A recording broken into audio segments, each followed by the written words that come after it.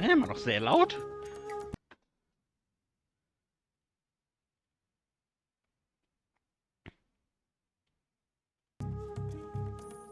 Ja, mal schauen.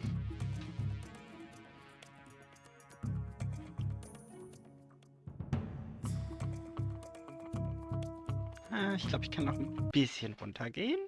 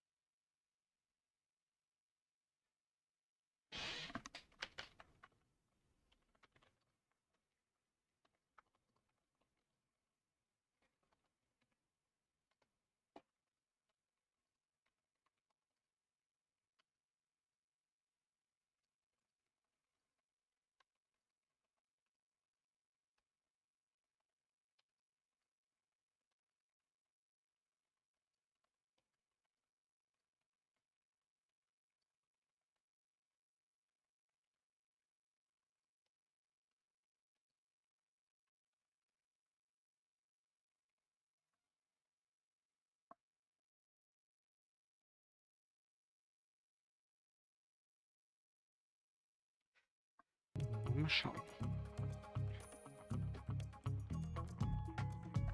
Beginn of the Epic Saga. Das ist für mich immer noch der beste Teil. Ich habe immer noch nicht. Oder was heißt immer noch nicht? Ich habe halt nie.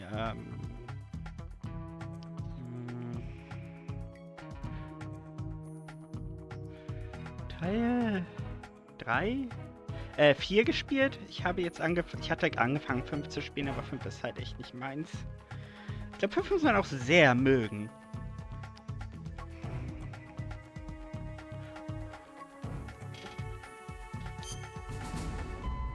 North American Version in Hoffnung, dass es dann nicht auf 50 Hertz läuft. Oh, ist immer noch sehr laut. Und Englisch, weil David Hayter. Hayter!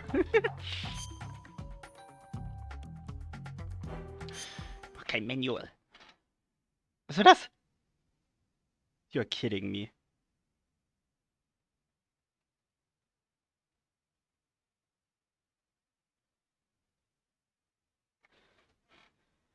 That is a joke.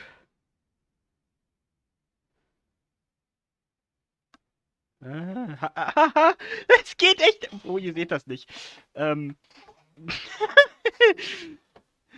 Die Anwendung ist auf die HD Collection gesprungen. Also das ist wirklich, also die haben sich keine Mühe gegeben mit diesem Ding. Nee, suche nicht den Launcher, das ist. Holy fuck, ist das laut!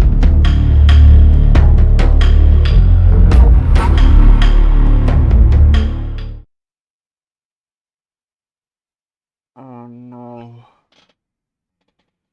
Oh no. Ja, ich weiß, sie bist laut. Ah, ouch.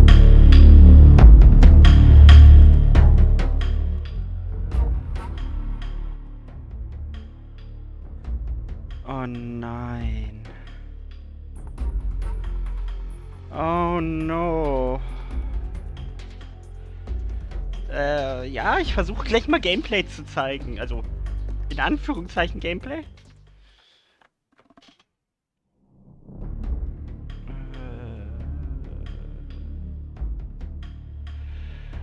Steam.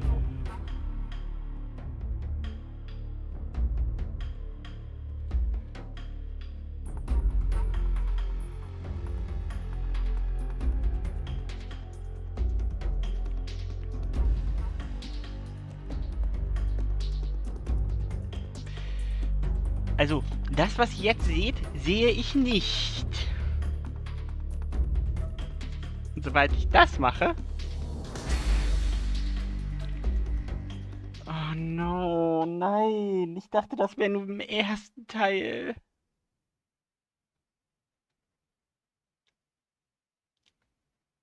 Wie? inkompetent muss man bitte sein? Oh, holy fucking shit.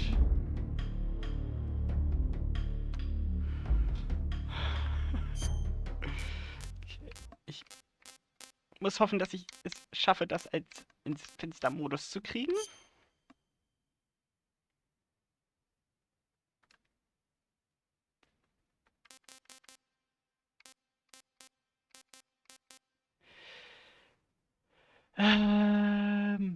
Ja.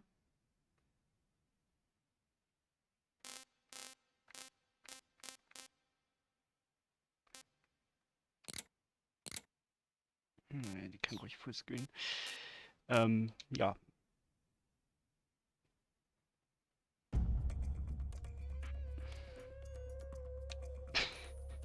Ihr wollt mich verarschen, oder?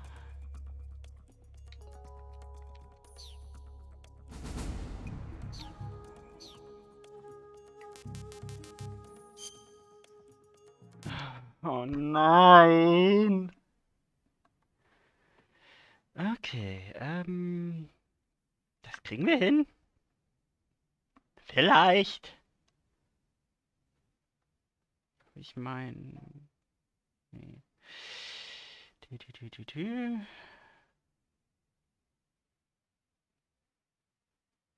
Ah, nee, habe ich nicht mehr, schade.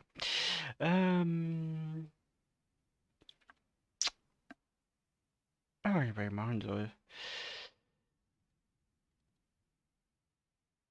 Kann ich, wenn ich es finde, Steam, Steam Apps, Common, Metal Gear Solid 3.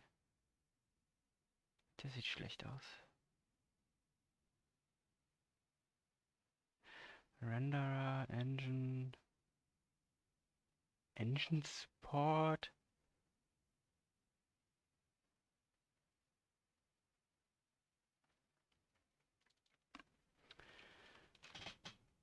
Es gibt keine INI, wenn ich das richtig sehe.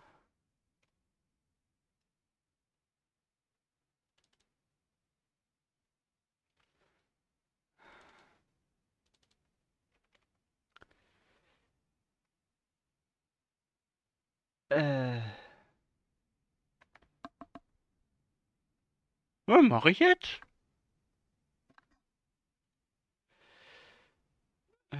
Wir gucken nach Mods.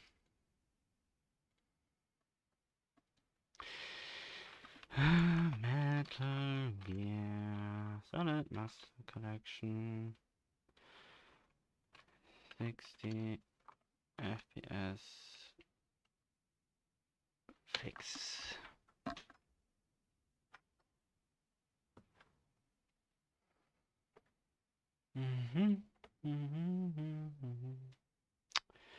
Natürlich gibt es dafür noch keine Lösung, weil sich kein Idiot dieses Spiel gekauft hat, außer mir.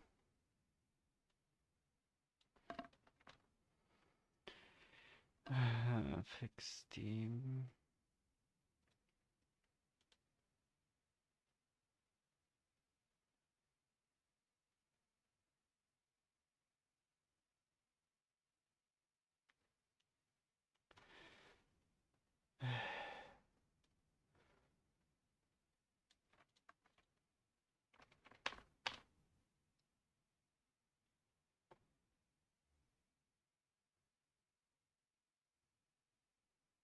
Bla bla bla bla bla.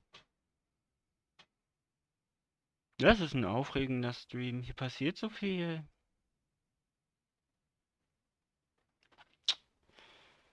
Metal Gear Master Collection.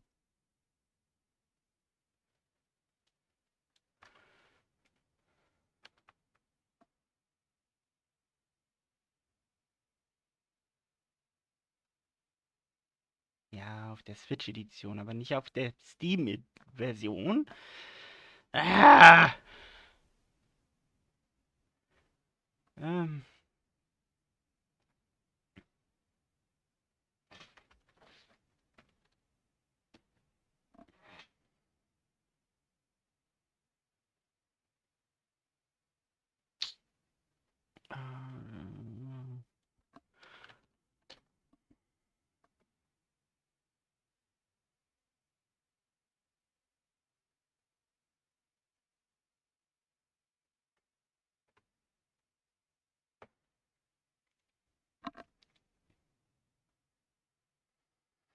Mein PC ist nicht schlecht genug dafür.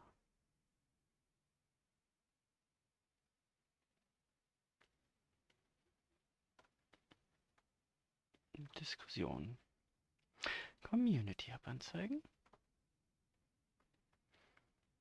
Music is very compressed, blah. I guess run on the main menu.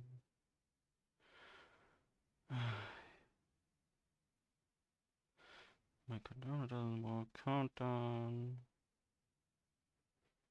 Lost for Revenge.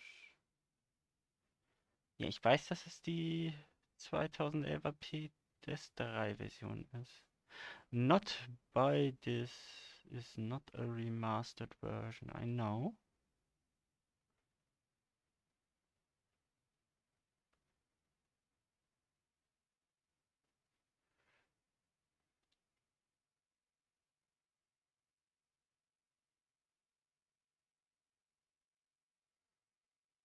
Game crash.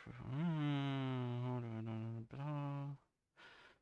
Moving slow.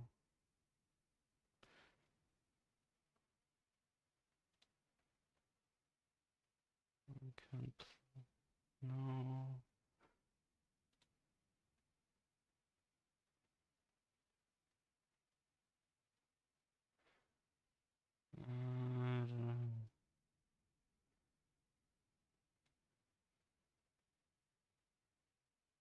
With Retail Runner.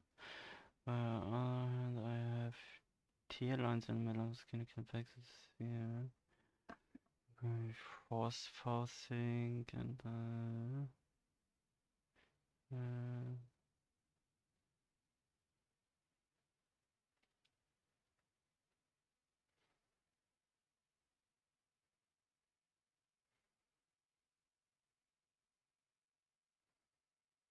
oh man.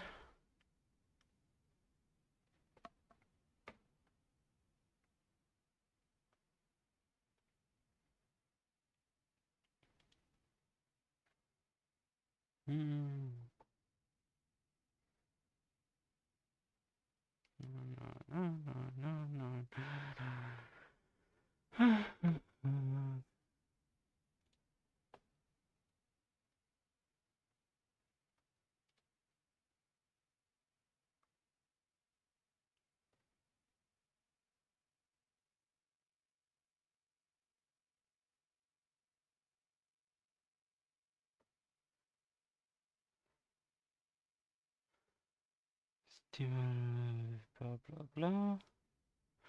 Let MSI Afterburner and Rita Tuner statics to use game isn't optimized and we need a patch. Konami knows it, but hasn't make any data available below. Do this mine. Bring these games.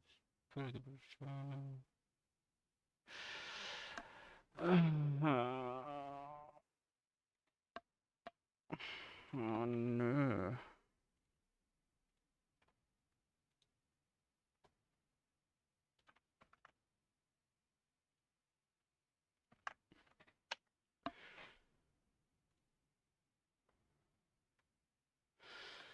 Download MSI Afterburner.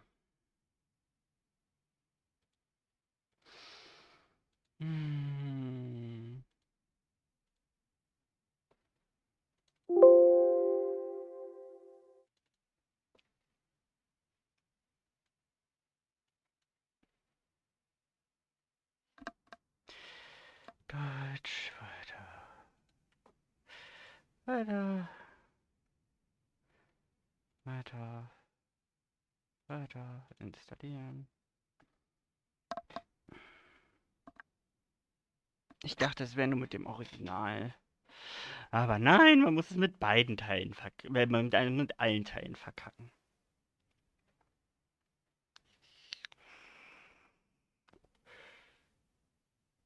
Deutsch. Tiere weiter installieren. Spaß.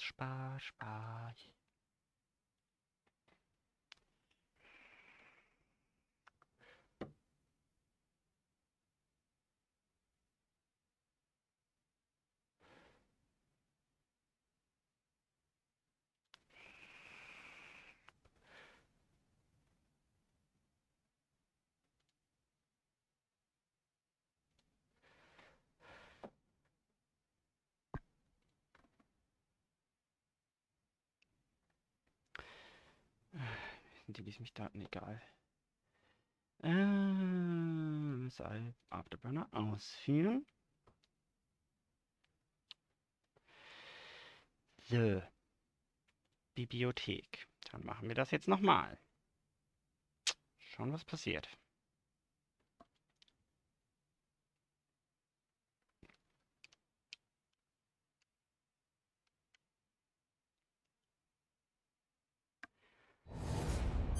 Ja.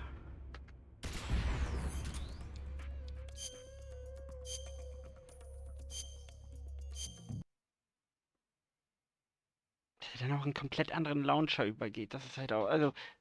Ah! Alles regt mich gerade an dieser Version auf. Alles. Ausnahmslos.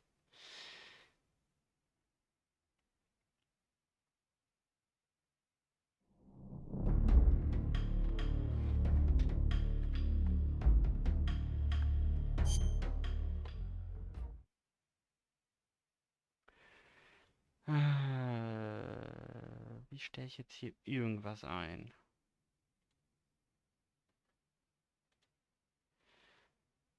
Info. Ne, ist mir egal.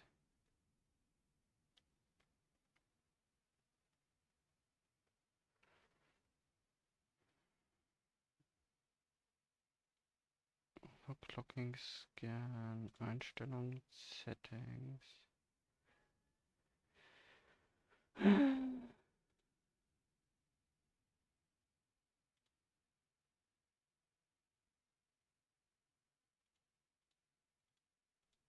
Benutzeroberfläche. Ist mir relativ egal.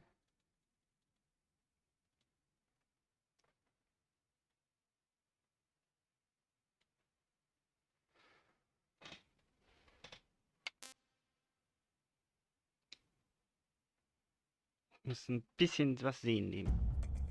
Nein, nein, nein, nein! Das meinte ich nicht.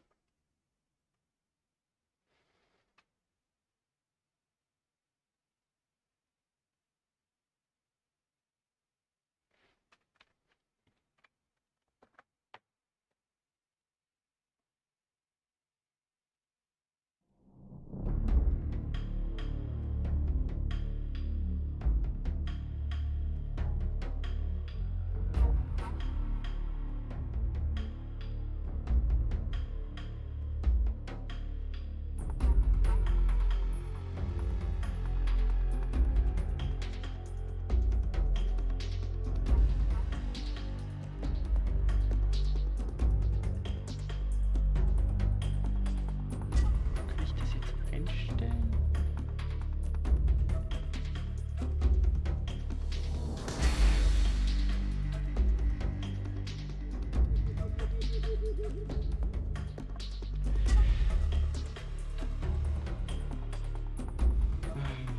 MSI Afterburner.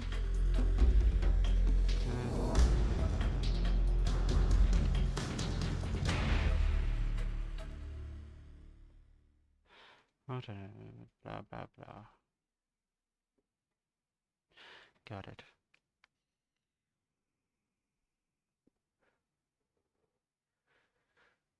So, step one, run. Click on the settings button in MSI Afterburner. Bin ich quasi.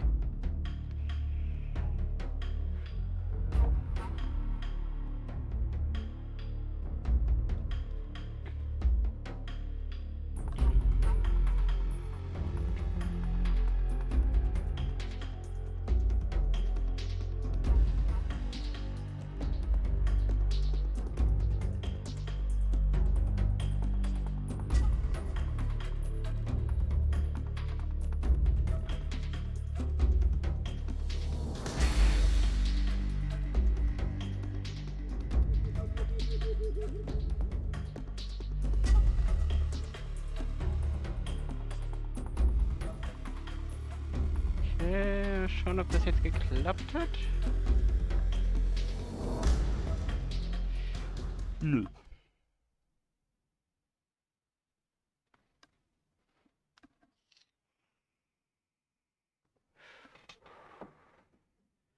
nervt mich gerade ein bisschen sehr.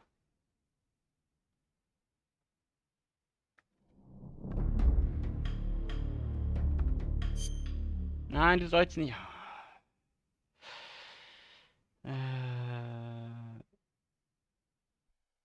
Warte, ich muss noch mehr einstellen. Oh. Therefore, you can. Überwachung. FPS. Shows frame rate. Activate the hardware monitoring section of the monitoring tab. Okay, also hier habe ich schon mal was falsch gemacht. Okay.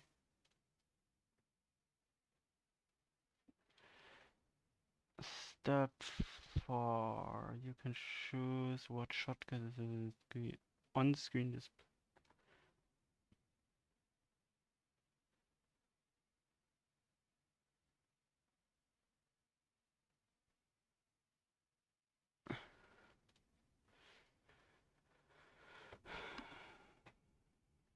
Warte, nein, da habe ich was vergessen. Überwachung.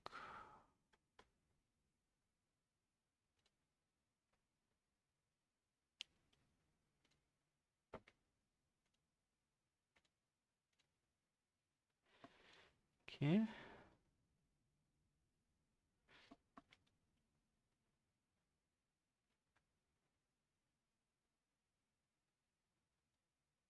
So, open the new MSI on-screen display server icon.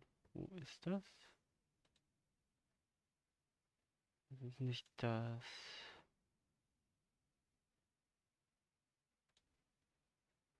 Das ist nicht das, was ich wollte. Basteln.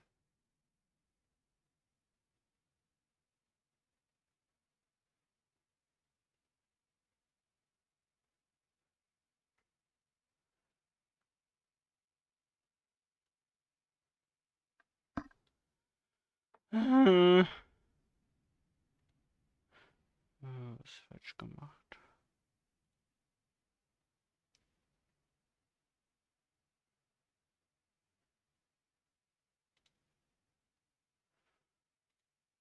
Oh, oh, da. Okay.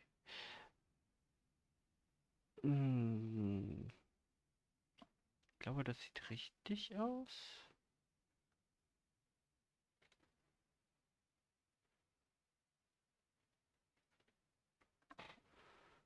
Okay. Das sieht schon mal richtig aus. Also, was ich hier lese. Operate.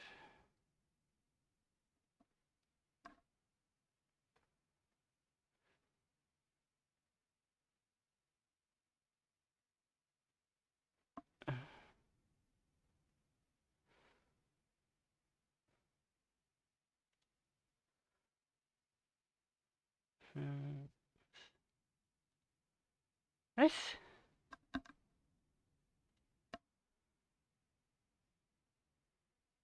Jetzt weiß ich gar nicht mehr, was sie von mir. Warte, doch, das sieht richtig aus. Das habe ich nicht.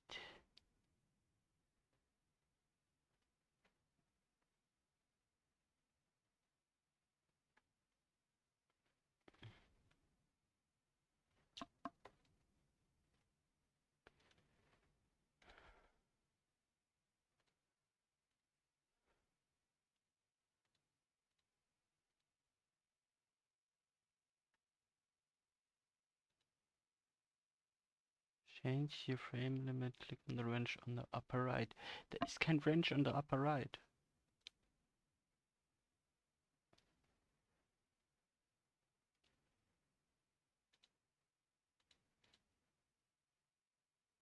Setup. Wahrscheinlich das, oder? Click settings top left on the window. Ich bin verwirrt. Muss alles ganz sein. Das wollen wir nochmal starten.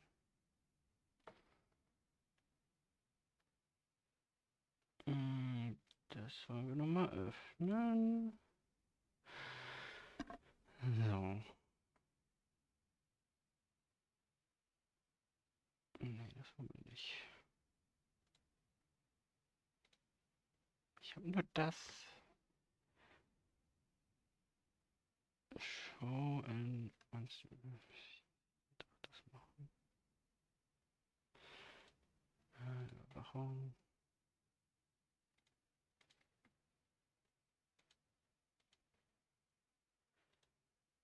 Da.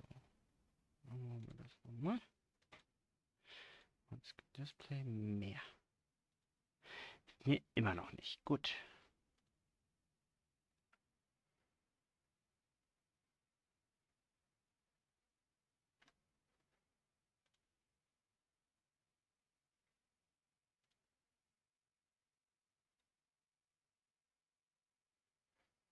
Es wäre halt einfacher, wenn die Oberfläche immer noch die gleiche wäre, ne?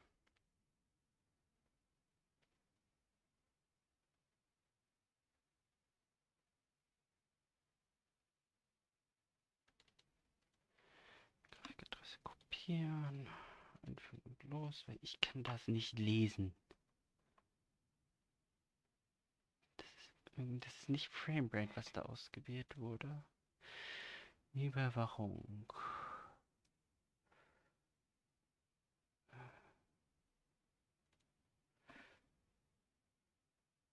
Das wird On-Screen Display. Das Disable Frame Limiter.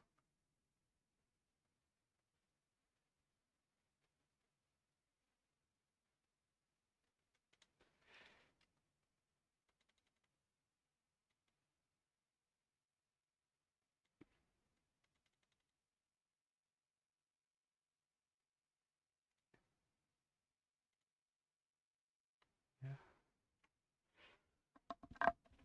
Okay, und jetzt weiter.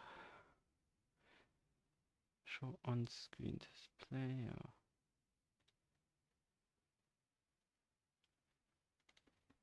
Das ist schon gereicht. Ja, es sind immer noch 1500 FPS.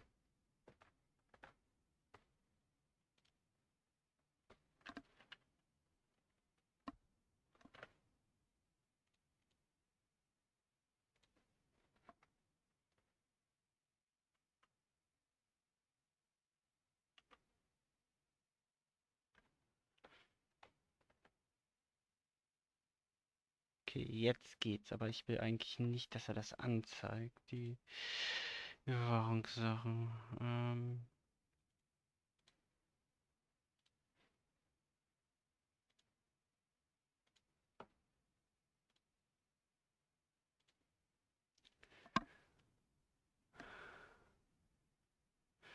Okay, jetzt will ich das immer noch weghaben. Überwachung. Nee. Ist das?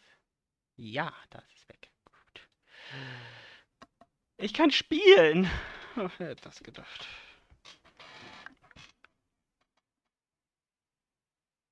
Na toll. Ich darf aber nicht Dings beenden. Ich habe da auch der Burner nicht beendet.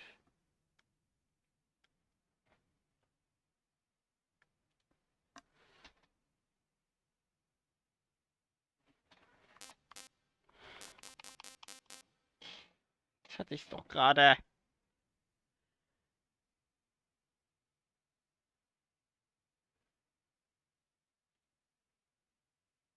Äh,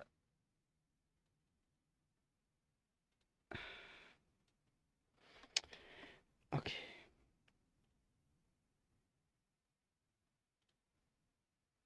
Das muss ich machen. Das nehmen wir raus. Ich muss noch übernehmen.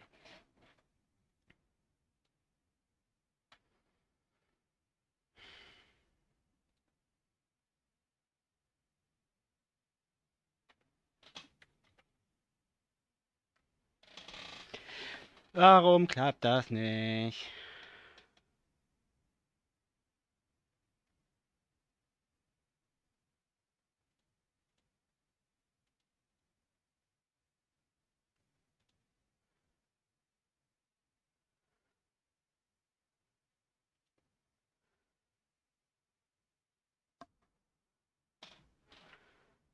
Warum? Es hat doch eben geklappt. Warum klappt das jetzt nicht mehr?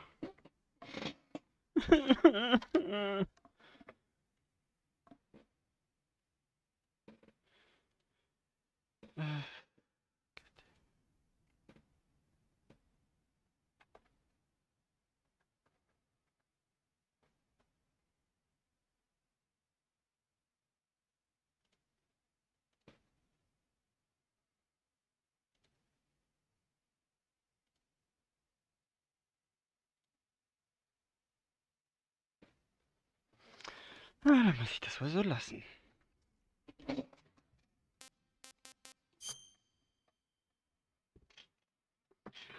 Ach, ist mir eigentlich egal. Von Non-Action Experts. Ich glaube, ich nehme Standard.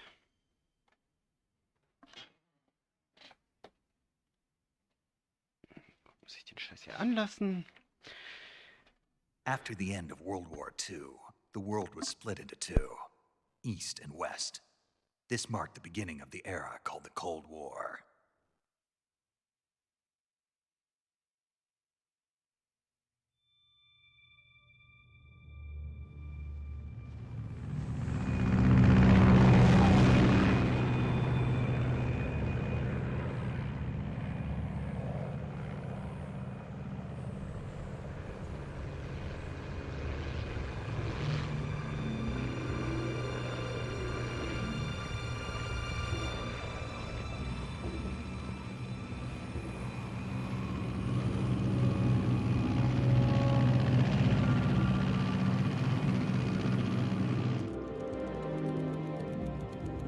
Pakistan, altitude 30,000 feet. Approaching Soviet airspace. 20 minutes to drop off. Commencing internal depressurization.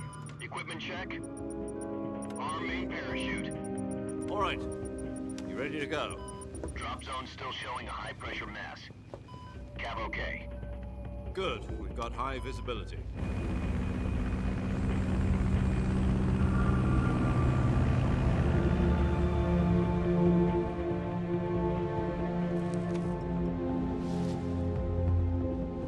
Put out that cigar. Connecting oxygen hose to interior connector. Put on your mask.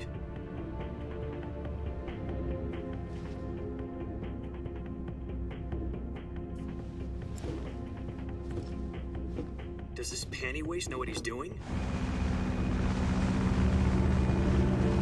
Approaching release point. 10 minutes to drop off. Hey, are you deaf? He said put out the cigar and put on your mask.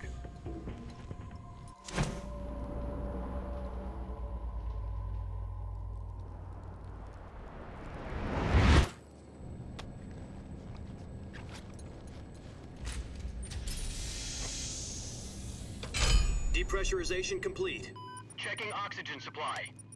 6 minutes to drop off. Opening rear hatch.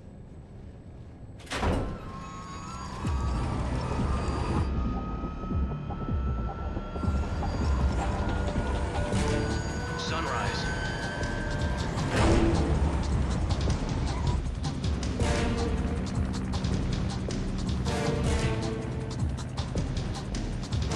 External temperature minus 46 degrees Celsius.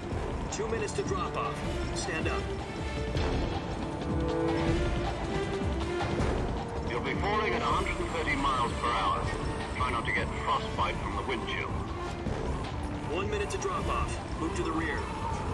Activate bailout model. This is one for the history books. The world's first halo jump. 10 seconds to drop off. Stand by. Status okay. All green. Prepare for drop-off. Countdown. 5, 4, 3, 2, 1. Spread your wings And fly. God be with you.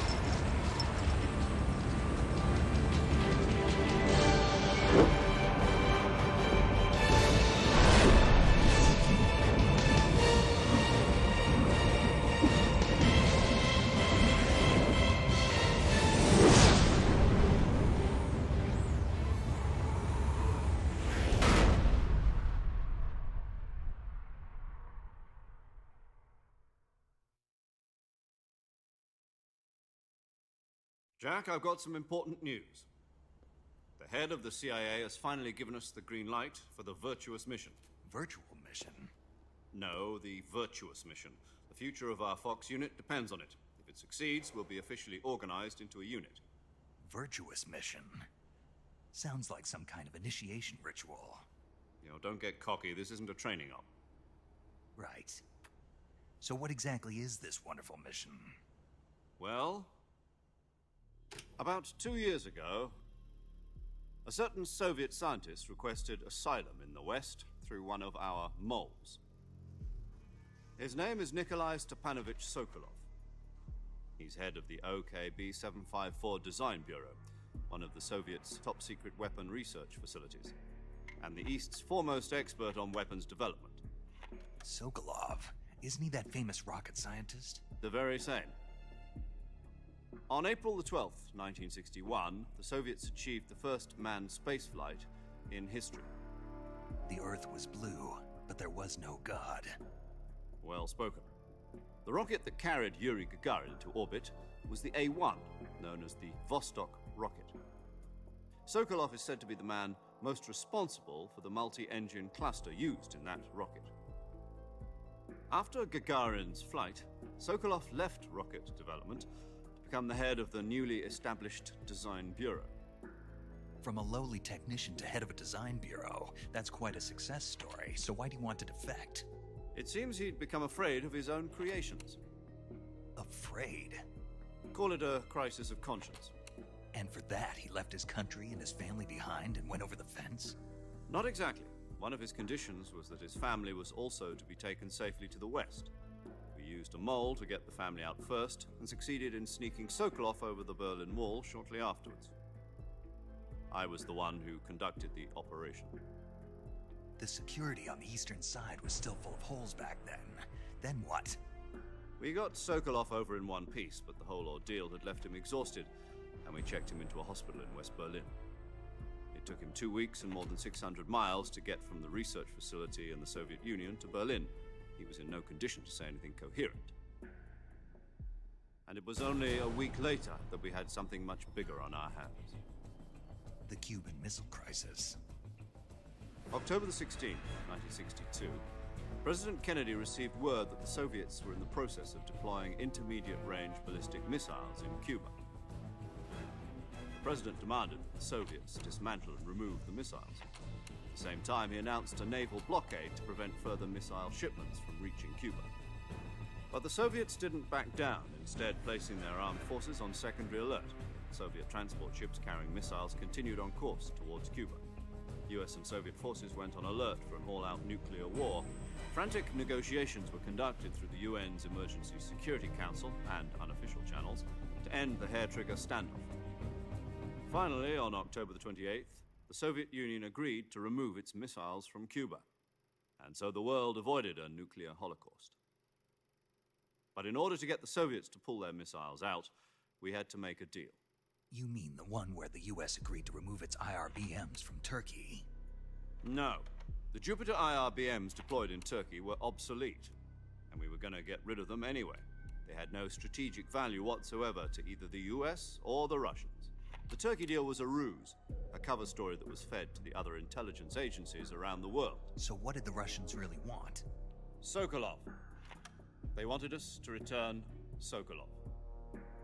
You mean the Soviets pulled out of Cuba just to get their hands on Sokolov? That's right. What the hell was he working on? At the time, we had no idea. We were running out of time. It was either give up Sokolov or risk full-scale nuclear war. In the end, we had no choice. President Kennedy gave in to Khrushchev's demand. The next day, I got Sokolov out of the hospital, handing him over to agents on the eastern side. Sokolov kept on screaming, "Save me," until he disappeared from my sight. Then, a month ago, we received some new information from one of our moles. About Sokolov? Yes. He was taken back to the research facility and forced to continue working on the weapon in question under KGB supervision. What's more, it's on the verge of completion. So what kind of weapon is it? Something to do with space rockets? No, missiles. Same technology. I guess you're right. We don't know the details, but it appears to be a new kind of nuclear device. For half a year now, the Soviets have been conducting frequent nuclear tests at Semipalatinsk. Something to do with the weapon, I assume. We're talking about a secret weapon so big that Khrushchev was ready to pull out of Cuba to get it back. Is Sokolov still in the facility? No, according to our intelligence, he's in Selino-Yarsk, a place in the mountains about 3 miles to the west that's known as the Virgin Cliffs. The Virgin Cliffs. Nice name for a virtuous mission. They moved him there just recently. Why? Apparently, they're conducting a field test of the weapon, but it's our best chance to get him back. This mission would never have been possible if he was still in the research facility. This is our last chance. Sokolov must have known that too when he contacted us.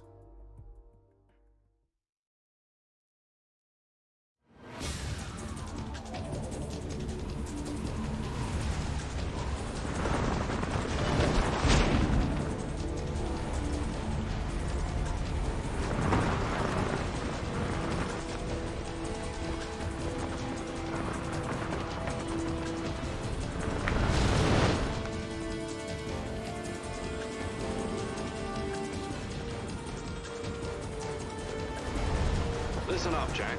Your mission is to infiltrate Selino-Yarsk in the Soviet mountains, ensure the safety of Sokolov, and bring him back to the west.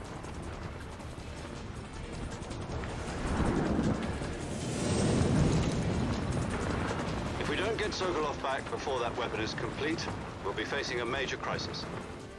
The clock is ticking.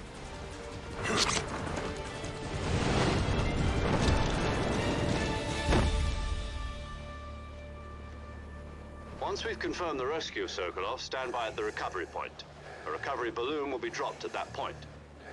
Helium will be pumped into the balloon to inflate it. The process takes about 20 minutes. Once it's complete, the gunship's arm will latch onto the balloon and pull it up. The Fulton surface-to-air recovery system.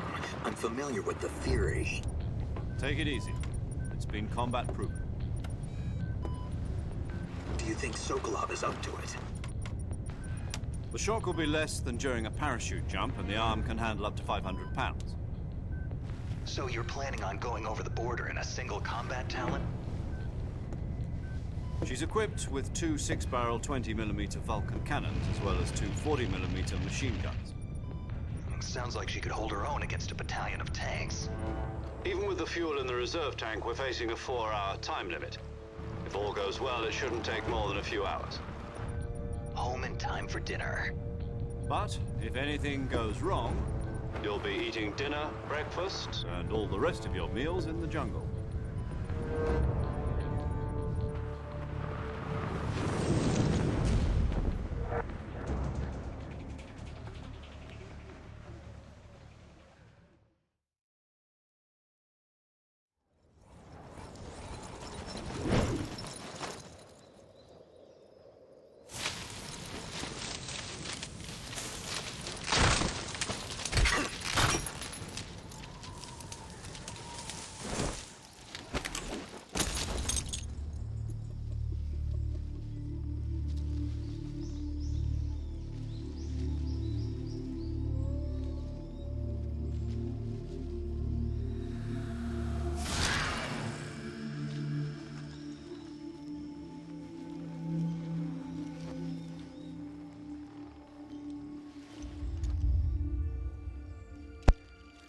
Dass man mit R2 reinzoomen kann, ist auch immer noch die dümmste Sache, die man so... That's funny.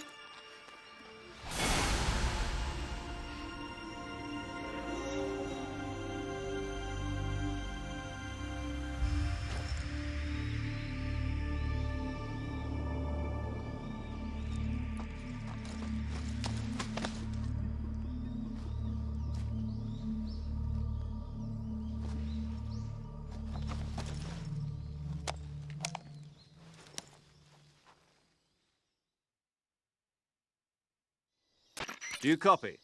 You're already in enemy territory, and somebody might be listening in. From here on out, we'll be using code names to refer to each other.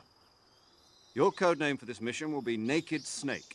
I'll be referring to you as Snake from now on. You're not to mention your real name. Snake?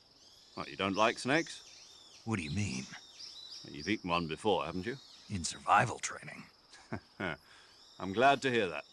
I don't know if I'd ever order one in a restaurant, but... Be careful, you might not have a choice. What about you, Major? What should I call you? Let's see. I'll be Tom. Call me Major Tom. This will be a sneaking mission. You must not be seen by the enemy. You must leave no trace of your presence. Is that clear? This kind of infiltration is the Fox unit's speciality. In other words, weapons and equipment are procured on site. That goes for food as well. You're completely naked, just as your name implies. Great. Now I see why you asked me if I like snakes. I suppose calling me Snake was your idea of a joke, too. No, there's a good reason for that. I'll tell you later when the time is right. Gotcha. Getting back to the subject, how exactly am I supposed to feed myself? You've been issued a knife and a tranquilizer gun. Use them to hunt for food. You'll also find some medical supplies in your backpack. Yeah, about the backpack. I lost it in a tree on the way down. I see. Well, you'd better go back and get it then. You know where it is? No problem. I can see it from here. It's stuck on a branch. To climb a tree, stand in front of a tree that's covered in ivy and press the action button. I'll be monitoring your progress over the radio. We can't risk violating Soviet airspace, but I'll be in the gunship. My frequency is 140.85. I'll give you a call if I need to talk to you. If you need to talk to me, use the send function. Okay, Snake, go get your backpack.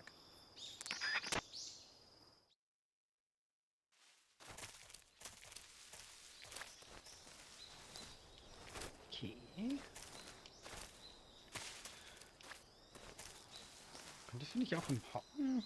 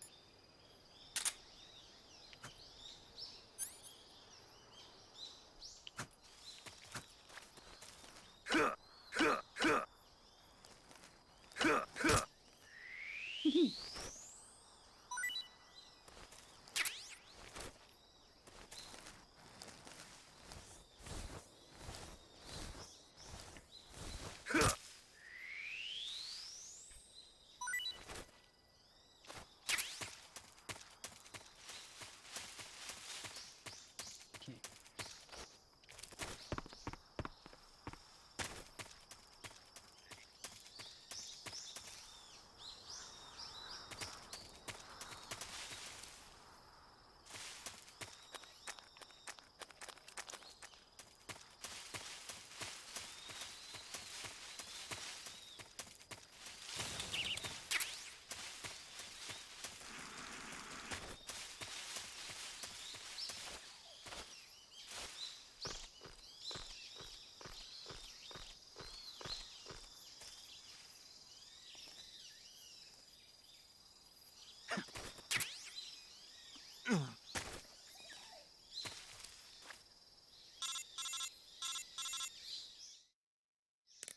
I see you've retrieved your backpack, Snake. To equip a weapon, it's necessary to take it out of your backpack. In the survival viewer, choose Weapon from the backpack. Your available weapons will be displayed in a window in the upper left. From that list, choose the weapon you want to equip and press the Enter button. For other equipped items, just do the same thing from Item. Got it. Use the survival viewer backpack. Yep, that's right. Survival is fundamental to this mission. After you've been out in the field for a while, your stamina will start to drop. If your stamina gets too low, it'll affect your performance. You won't be able to shoot accurately, for example, and your wounds won't heal as smoothly. Keep an eye on your stamina so you don't run out. To recover lost stamina, you can hunt for local flora and fauna. You can use either your tranquilizer gun or your knife to hunt. My only weapon is a Mark 22 Hush Puppy tranquilizer gun? That's right. It's been fitted with its own suppressor. However, the suppressor will deteriorate every time you fire. Once its durability reaches 0, the noise suppression effect will be gone. So don't get too trigger happy with it. The suppressor's durability is shown in the icon. Any weapons and equipment beyond what you're carrying now, you'll have to find as you go. I have to find my own weapons and equipment? Whose crazy idea was this anyway? Solo covert actions are standard Fox operating procedure. You can't leave any traces of your presence. No weapons, equipment, footprints, sweat, or bodily waste. The same goes for bullets and cartridges, too. Your presence in enemy territory is already a violation of international conventions of warfare. There aren't supposed to be any American soldiers in Russia. It could spark an international incident. You can't let anyone see you. You can't let the enemy know you're there. This is a stealth mission. You're a ghost, Snake, in every sense of the word. And there'll be no rescue if you're captured. The military and US government will deny any involvement in the affair. Then I'll just have to take care of myself, huh? I'm afraid so. You've been given a fake death pill for that purpose. SIS guidelines stipulate that soldiers on covert ops like this one be issued a potassium cyanide capsule. Tape it to your body so you can take it when you need to. How generous of you. Use it if you're taken prisoner by the enemy. It'll send you into a state of false death for a short time. Fooling them into thinking that I'm really dead. So how do I come back to life? Just take the revival pill. You mean that thing they put in my tooth before the mission? That's the one. But be careful. If you remain in a state of false death for too long, nothing will be able to bring you back. Remember that. I'll keep it in mind. You said this was a solo mission, right? Right. I guess that means I can't count on any reinforcements. Correct. The mission rests entirely in your hands. A real one-man army. Relax. There's a support team ready to back you up over the radio. Who? I'll introduce them to you. This time, survival is of utmost importance. The first member of the support team will be in charge of monitoring your physical condition, acting as a medic, so to speak, as well as recording your mission data. She's a member of Fox as well, and she's here on the gunship with me. She? Hello, Snake. I'm paramedic. Nice to meet you. Paramedic. As in a medic who comes in by parachute. Aren't you going to tell me your real name? Are you going to tell me yours, Mr. Snake? My name, huh? It's John Doe. And they call you Jack for short. You're a regular Captain Nemo. A name means nothing on the battlefield. After a week, no one has a name. What's your name? Jane Doe. Very funny. I wasn't joking, but I'll tell you my name only if you manage to make it back alive.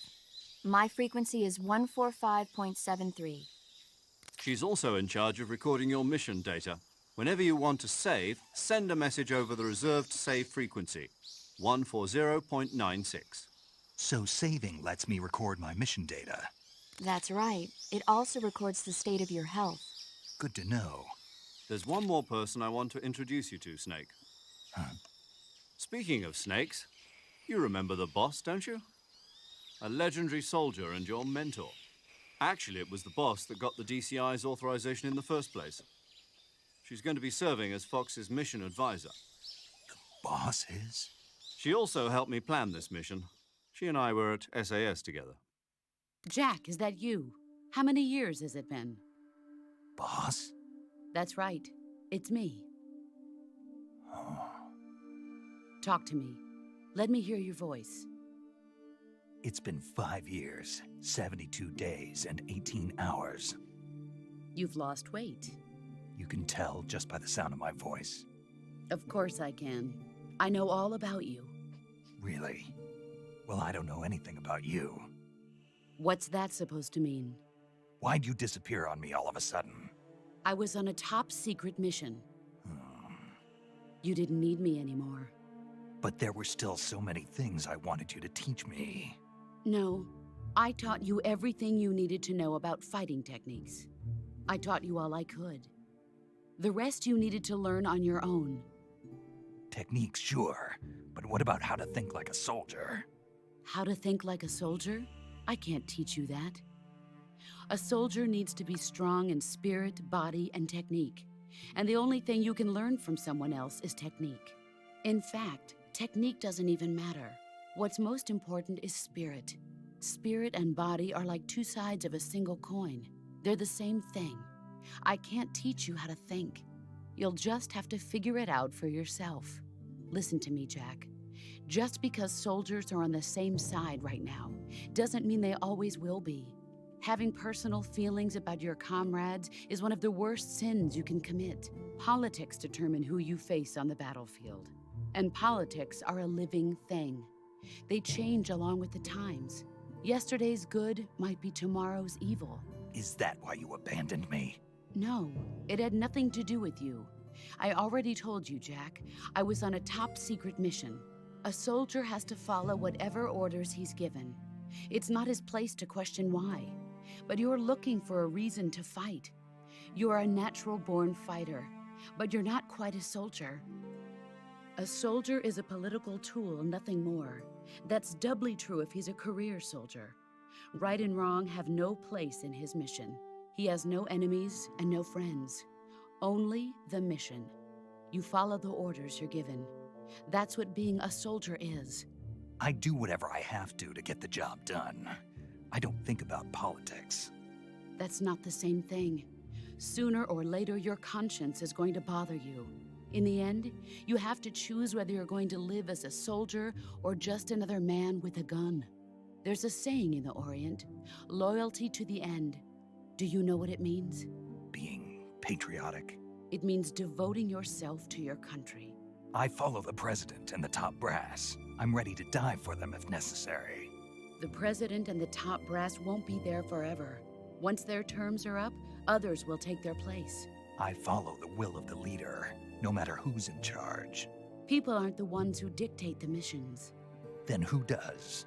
The times. People's values change over time, and so do the leaders of a country. So there's no such thing as an enemy in absolute terms. The enemies we fight are only enemies in relative terms, constantly changing with the times. As long as we have loyalty to the end, there's no point in believing in anything, even in those we love. And that's the way a soldier's supposed to think? The only thing we can believe in with absolute certainty is the mission, Jack. All right, but do me a favor. What is it? Call me Snake. Snake. Oh, right. Your codename is Snake. It suits you well. That's right. The legendary unit that the boss put together during World War II was a snake. The Cobra unit, a group of heroes that brought the war to an end and saved the world. As long as you've got a legendary hero backing you up, you'll be fine. Isn't that right, Snake? Yeah, I can't think of anyone else I'd rather have with me. Oh, and one more thing, boss. Yes? It's good to hear your voice again. Same here. After all, who knows if either of us will make it out alive? Snake, you are always best at urban warfare and infiltrating buildings. But this is the jungle. Survival is going to be key. Those CQC techniques I taught you are sure to come in handy. CQC? Close quarters combat, huh? I've been in the Green Berets for the past few years. I'm probably pretty rusty. Not to worry. I'll be here to help you remember. After all, this is your first actual survival mission. I'll be supporting you over the radio. Where are you, boss? Next to the Major? The boss is communicating with us by radio from aboard a Permit-class submarine in the Arctic Ocean. My frequency is 141.80. Call me if you need my advice on battle techniques. Gotcha. Your mission is to retrieve Dr. Sokolov. Dr. Sokolov is being held in an abandoned factory located to the north of your current position. Avoid heavy combat and don't let anyone see you. Don't forget that this is a stealth mission. Snake, try to remember some of the basics of CQC.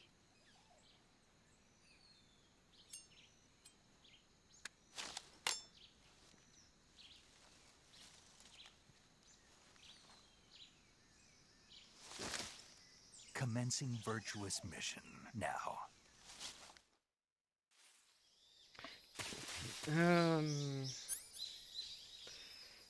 Sonar. Oh, machen wir gerade nichts.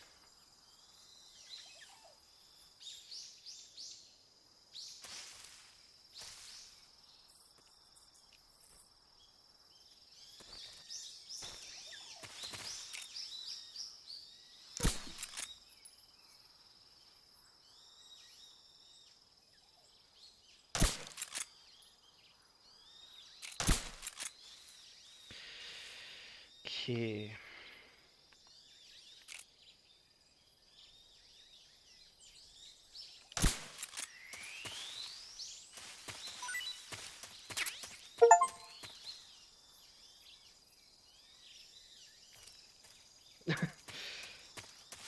Gerade etwas verwirrt gehabt.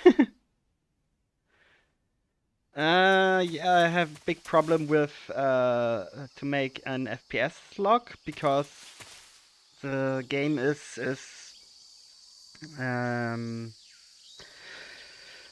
the more FPS you have, the quicker the game runs, and you have to somehow bring it down to play it somehow.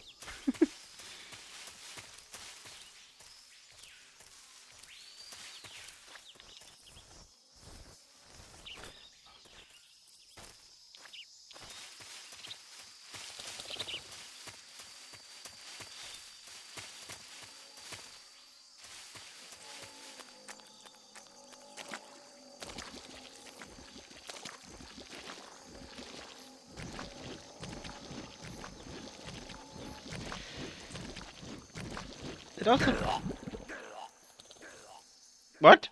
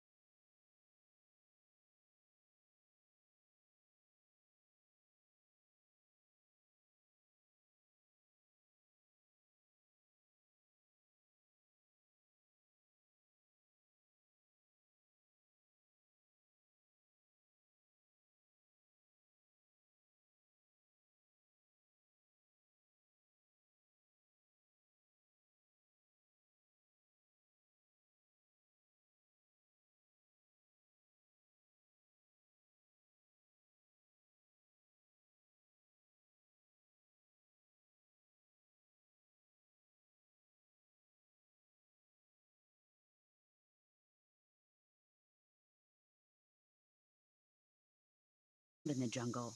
If you just stand up and run around like an idiot, you're bound to be spotted. But if you crawl instead, you should be able to sneak by without being noticed. You can see how effective your camouflage is by looking at the camo index. The camo index shows how well your current camouflage blends in with the surrounding area. The higher the value, the harder you are to spot, and vice versa. The key is to make yourself one with nature. Keep that in mind as you go along, okay?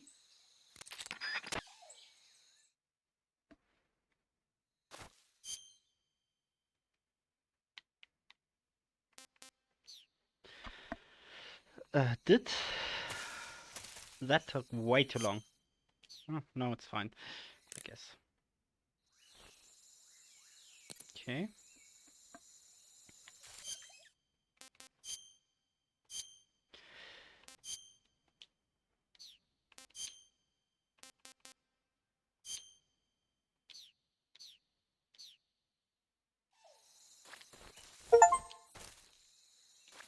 Gleich ein.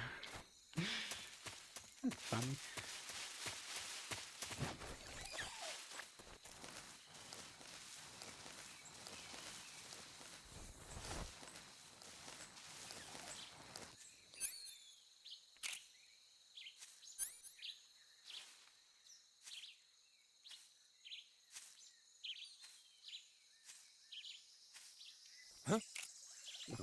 Who's that? Fängt gut an.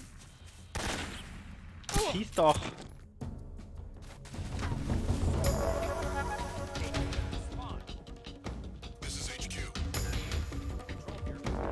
Eigentlich will ich schon wieder laden.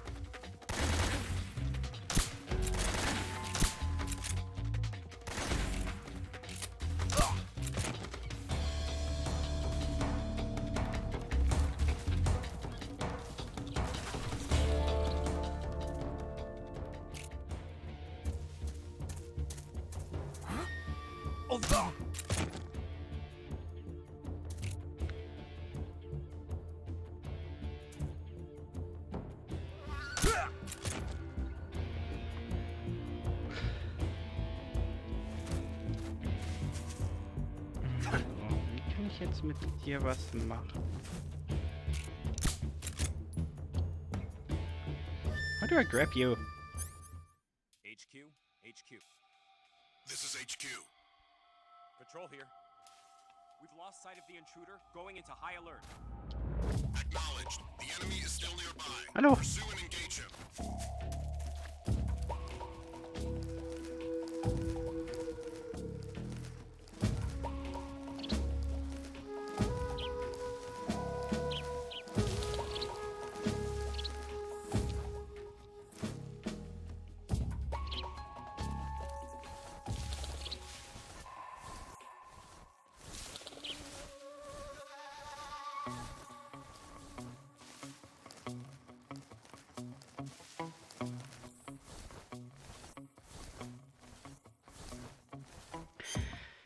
Eigentlich will ich laden.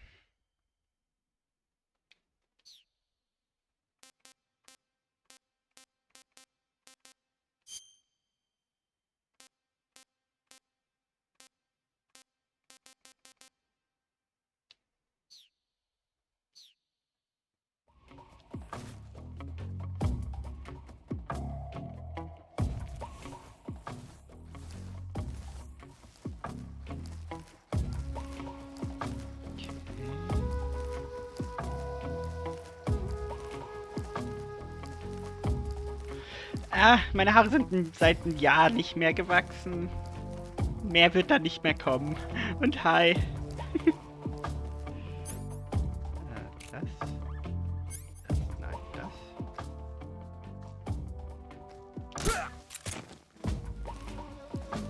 Ah, okay. So, wie machen wir das?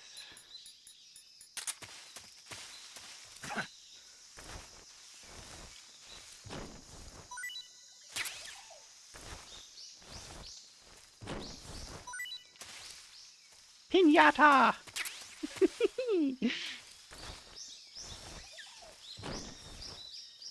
Ja, ich hatte auch in letzter Zeit nicht sonderlich viel Lust zu streamen. Also...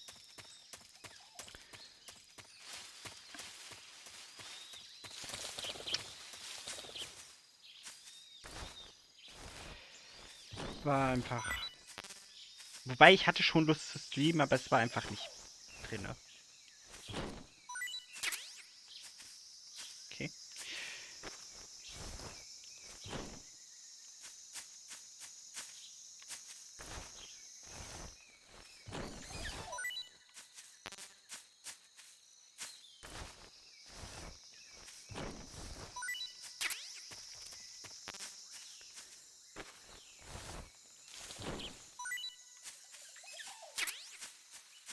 Ich habe ganz viele Granaten.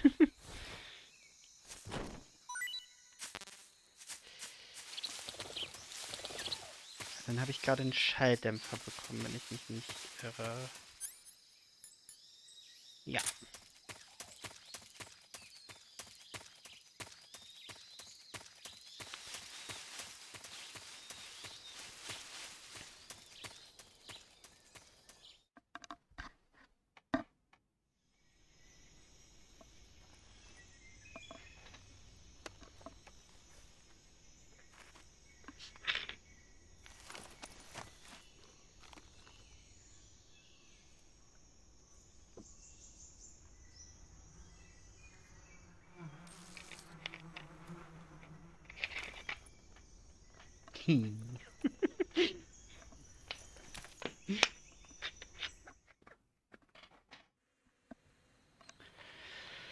Jo, aber so wollen wir gar nicht spielen erst. Und gehen wieder.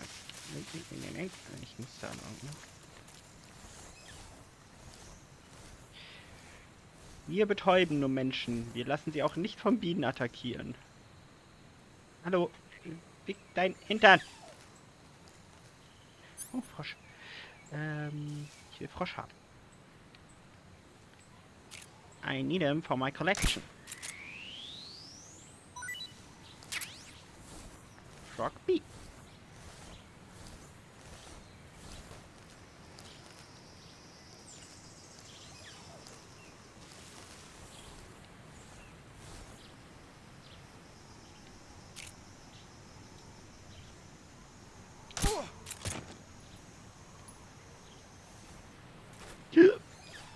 Runter.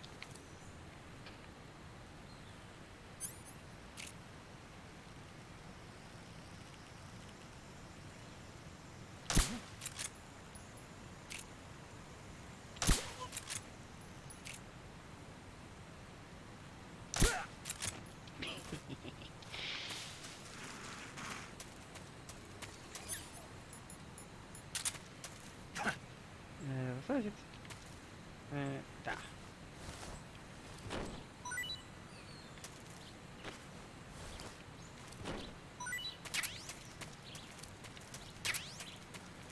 Stun Grenade.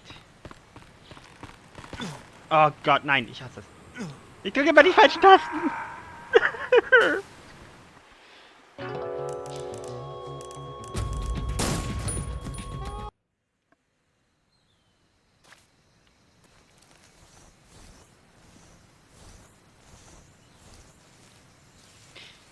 Ich glaube, ich muss Y drücken, damit ich wieder raufkomme.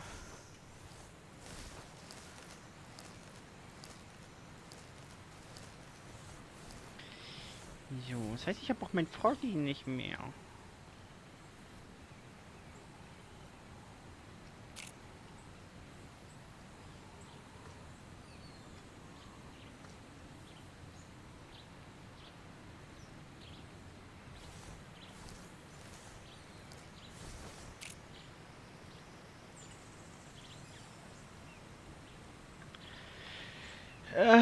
Also über diese Version kann man sich jetzt schon sehr, sehr streiten. Weil, du musst MSI Afterburner installieren und,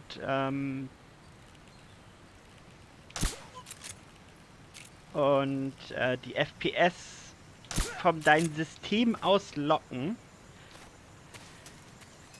Also, ich glaube nicht, dass ich die... Also, Ich glaube nicht, dass sich die Collection in irgendeiner Art und Weise lohnt.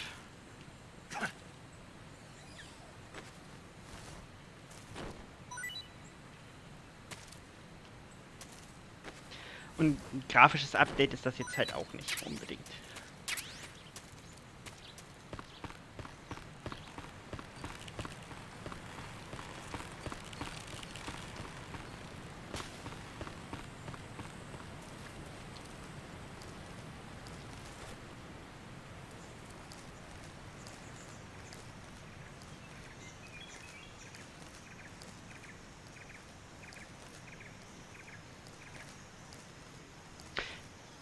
Aber es ist auf PC, also wer weiß, was daraus noch wird.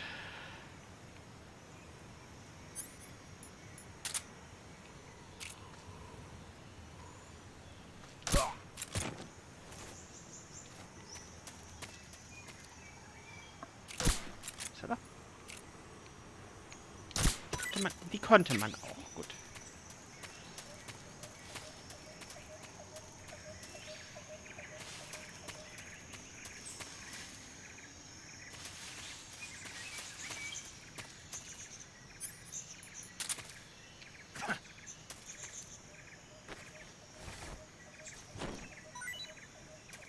Ja, kam ja, also gut, es gab, also diese Version ist die PlayStation 3 HD-Version.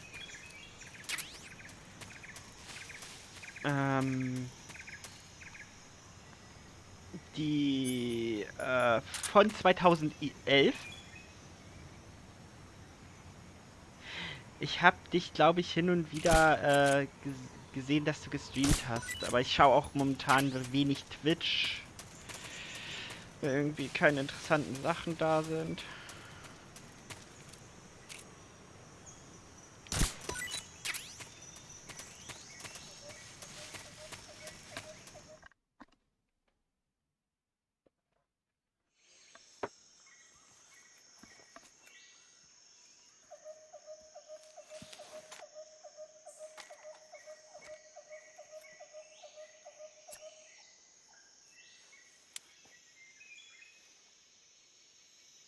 Major, I've reached the abandoned factory where Sokolov is supposedly being held. This place is a dump.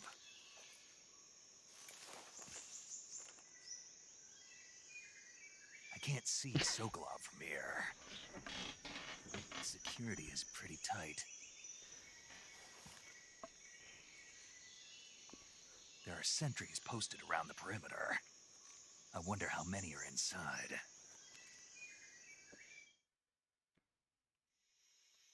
Your objective, Sokolov, is inside the factory. They should be holding him in a room in the northeast section. Northeast section. Got it. Be careful. Your mission is to bring Sokolov back alive. He must not be exposed to any kind of danger. Do not approach Sokolov while in the alert phase. Right. Oh, and one more thing, Snake. You mean there's more? No, it's just that when you get to Sokolov, I want you to tell him something from me. And that is? Sorry for being so late. Is that all? Yes. Understood. Beginning my approach to the target. Kept you waiting, huh? Und runter. Tu.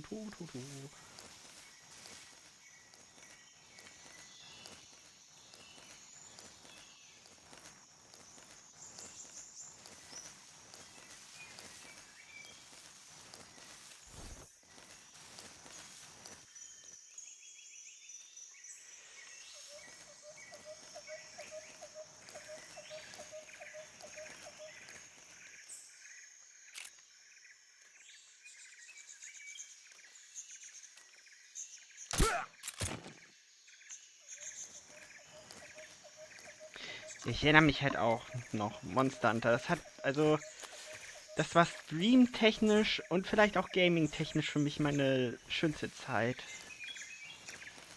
Also, es hat so viel Spaß gemacht.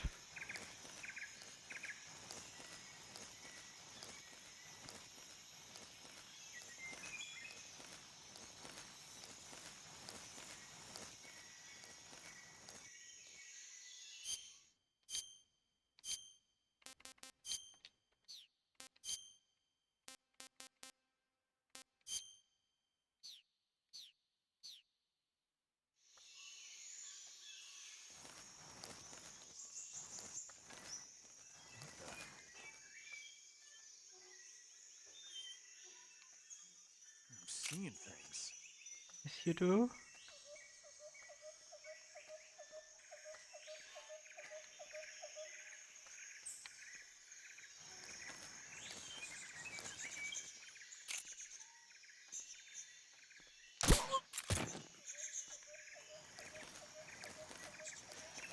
Ich weiß, dass hier irgendwo eine Waffe versteckt war. Und auch, wenn ich sie nicht benutzen will, will ich sie haben.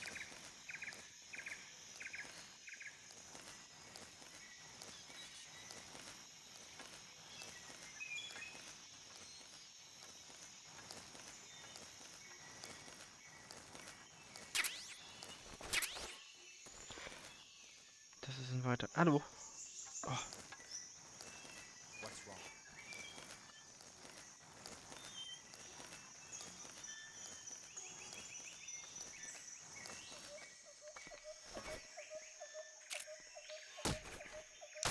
Who's that? What's going on? Oh Gott, she...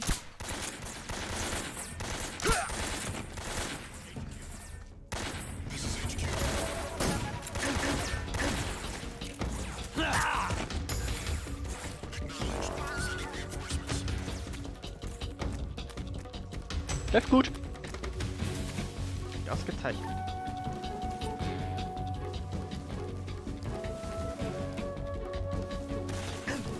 Wo.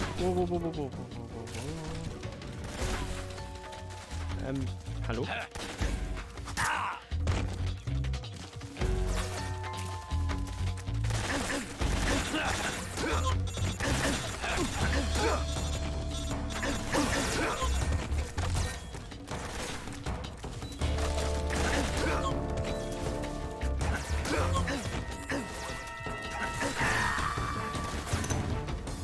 Ja, gut.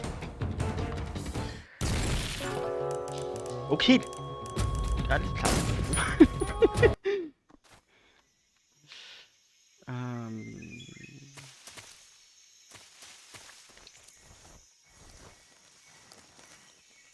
Kann ich Backpack?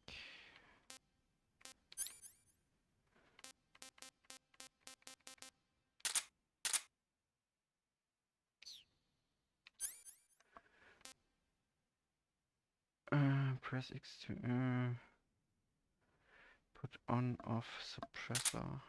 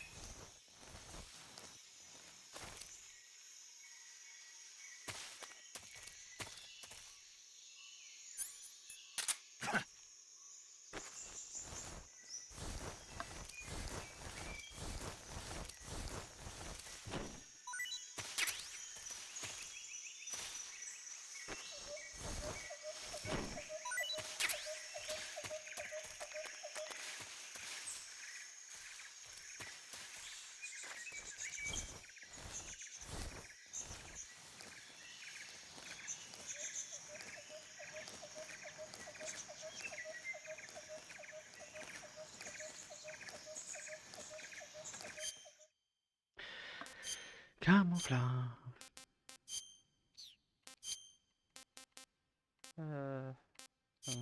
Wahrscheinlich am ehesten das, oder?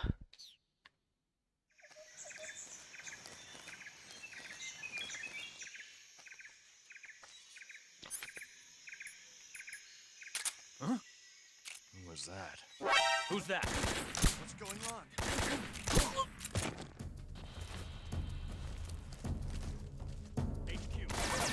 Oh! Ich weiß nicht noch, wo ich beschossen werde, aber hey.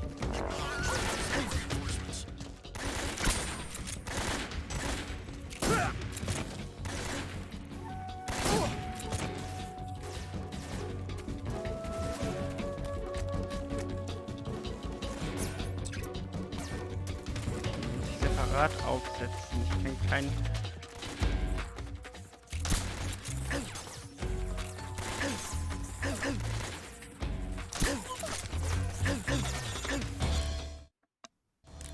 Snake, do you read? Snake! Major. Snake, are you all right? Yeah, I'm okay. You're far from okay. Look at your life gauge. You're on your last leg. No, I can still... See? Snake, this is a solo sneaking mission. Do you know what that means? Yeah. No, you don't. Huh? It means there's no backup, no cavalry. If you're taken out, nobody is there to take your place. Pull out for now and recuperate. Find a hiding place and get some rest. Your life gauge will gradually recover with time. But the speed of your life gauge recovery depends on the level of your stamina gauge. So get plenty to eat, then get some rest. You hear me? Do you hear me? I hear you. Gib mir, ja.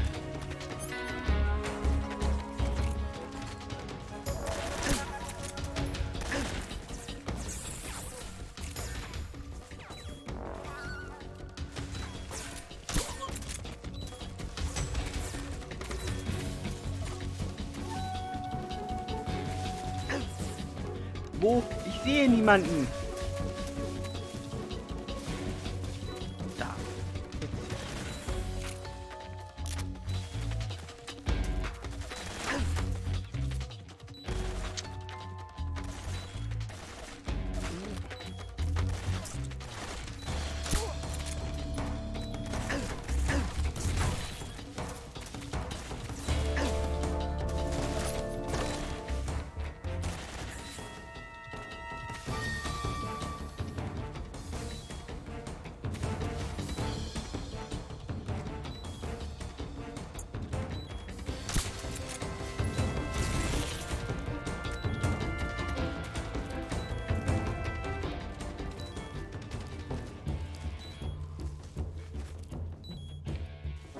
I see him.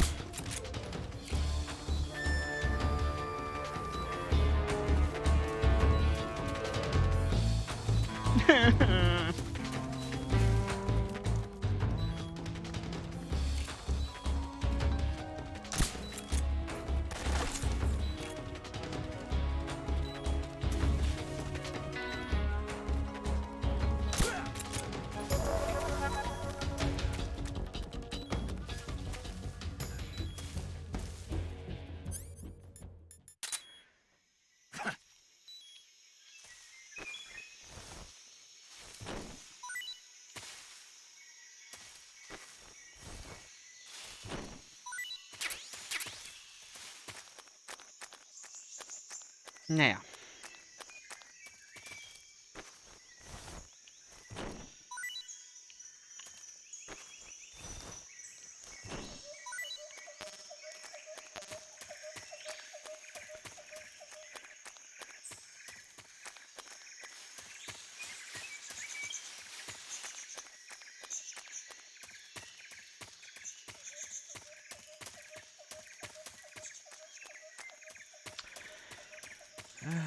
Das war scheiße. Alles, was ich gemacht habe, war gerade scheiße.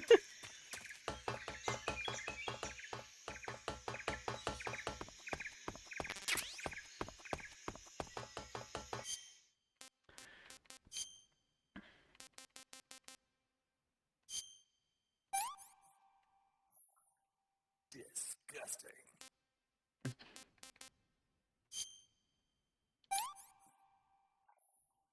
Tasty.